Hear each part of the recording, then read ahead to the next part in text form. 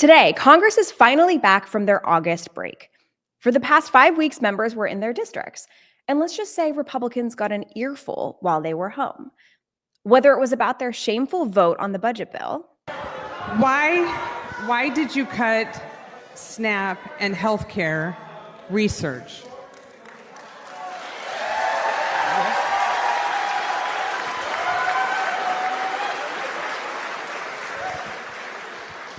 We do not have unlimited money in the United States.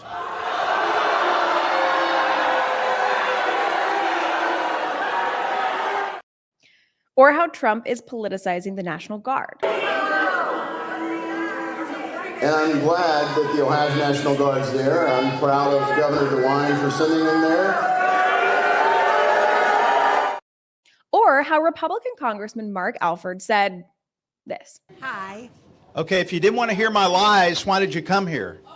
All right? If you don't want to hear anything I say, why did you come here? All right?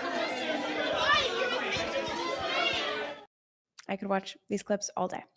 All across the country, Republicans had public meltdowns whenever they were confronted about their shameful track record. And those are just the ones who dared to go out in public. Many of them stayed hidden from their constituents. And what were Democrats up to this August recess? We held town halls, rallies, and public meetings. We went out into communities to listen, learn, and respond. In short, Democrats did their jobs. And now that Congress is back in session, we're going to keep calling out Republicans who refuse to do their own. I'm Hannah Moldavan, Deputy Communications Director for the Democrats and your host for today. It's Tuesday, September 2nd, and this is the Democrats' Daily Blueprint.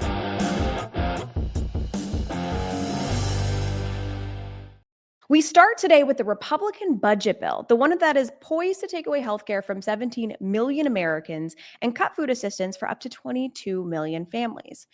So we get it. We know these are huge numbers, so large, in fact, that we decided to dig into what these cuts actually mean for Americans on the ground.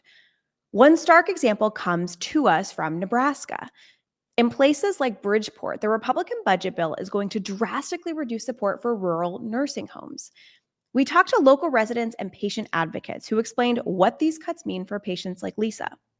These cuts in Medicaid will absolutely just destroy these rural homes because they won't have income to pay for staff or for the buildings. So if they were to do something with this place and put me someplace else, I couldn't take it.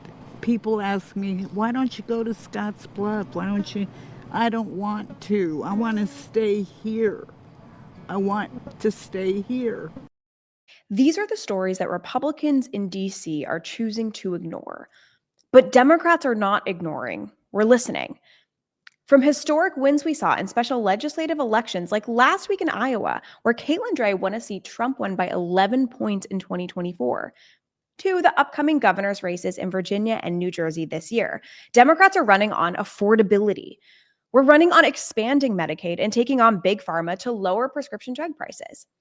Here's former Congresswoman Abigail Spanberger, who's the Democratic nominee for governor in Virginia. As the next governor of Virginia, I will always work to protect Virginians' quality, affordable health care and the prescription drugs their doctor prescribes. Democrats like her are on the right side of history, voting to make life easier and fairer, not harder, for people. Yesterday on Labor Day, more than 1,000 demonstrations took place all across the country, with Americans from all backgrounds standing up to Trump and his billionaire-first administration. Fueled by this public outrage over Trump's betrayal of the middle class, Democrats will continue to put forward a contrast and an alternative. And so far this year, it's working.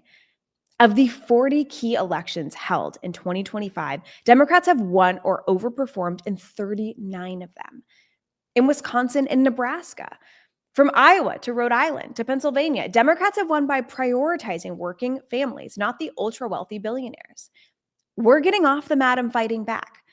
Here's Caitlin Dray, the state senator-elect in Iowa, District 1 that I mentioned earlier, explaining how she pulled it off. Your district includes Sioux City, and as we noted, President Trump easily won this area, State Senate District 1, last year.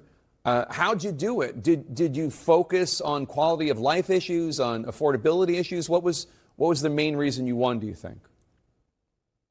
Absolutely. Affordability is the number one issue that I heard about on the doors over and over again. And I think the reason that message was successful is because we met people where they are. We knocked on over 17,000 doors. We made almost 30,000 phone calls, and we really just wanted to hear from the constituents. And by meeting voters where they are, by showing up, listening, and committing to addressing working Americans' genuine concerns, Democrats are turning the tide. And to keep doing it, we need your help. If you're looking for ways to get involved, we'd love for you to join the more than 30,000 volunteers that the DNC has activated.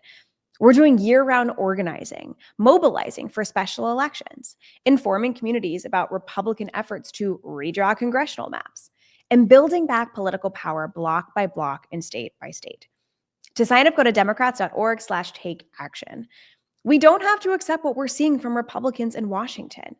So we're making change in districts and communities all across the country, and we hope that you join us. And as Republicans come back to Washington and continue to throw you under the bus, we'll be keeping you informed and fighting back. Thanks for joining us today for this episode of the Daily Blueprint. We'll be here right with you every weekday at 10 a.m. Eastern on the DNC's YouTube page. Until tomorrow.